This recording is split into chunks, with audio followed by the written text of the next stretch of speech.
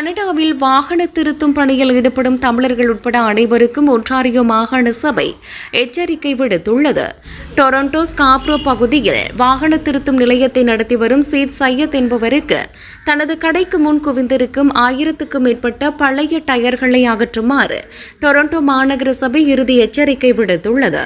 டயர்களை உடனடியாக அகற்றாவிட்டால் கடும் அபராதம் விதிக்கப்படும் என எச்சரிக்கப்பட்டுள்ள போதிலும் அவற்றை எடுத்து செல்வதற்கு பொறுப்பான நிறுவனங்கள் எவையும் வராததால் என்ன செய்வதென்று தெரியாமல் அந்த தொழிலதிபர் பெரும் கவலையில் ஆழ்ந்துள்ளார்.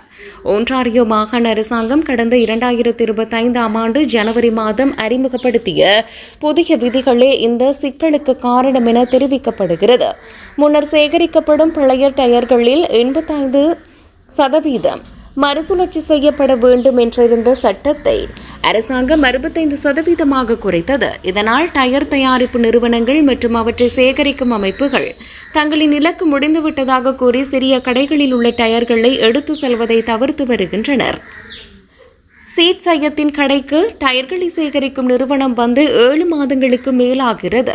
மாகாண நாடாளுமன்ற உறுப்பினர்களுக்கு மின்னஞ்சல் அனுப்பியும் மாநகர கழிவு கொட்டும் இடங்களுக்கு சொந்தமாக எடுத்து செல்ல முடியாத சூழல் இருப்பதாலும் அவர் முற்றாக முடங்கி போயுள்ளார்.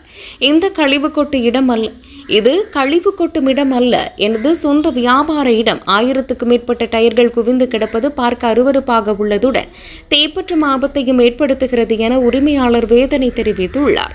ஒன்டாரியோ மாகாணம் முழுவதும் உள்ள நூற்றுக்கணக்கான மெக்கானிக் கடைகள் மற்றும் டயர் விற்பனை நிலையங்கள் இதே சிக்கலை எதிர்கொண்டு வருகின்றன. பழைய டயர்களில் குவியல்கள் தீப்பற்றும் அபாயத்தையும் டெங்கு மற்றும் பூச்சிகள் பெருகுவதற்கும் வழிவகுப்பதாக மாநகர சபை அதிகாரிகள் ஒப்புக்கொண்டுள்ளனர். அரசாங்கத்தின் விதிமுறை மாற்றங்களால் சிறு வியாபாரிகள் பாதிக்கப்பட்டுள்ள இந்த சம்பவம் டொரண்டோவில் பெரும் அதிர்வலைகளை ஏற்படுத்தியுள்ளது.